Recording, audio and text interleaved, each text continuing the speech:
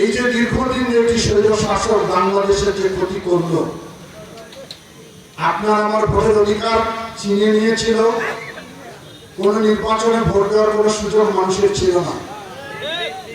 এটি নিয়ে আমরা আন্দোলন করেছিলাম। বাংলাদেশে লক্ষ কোটি টাকা বিদেশে পাচার করে দিয়েছে, যারা প্রতিদিন টেলিভিশনে প্রচার মাধ্যমে দেখছেন।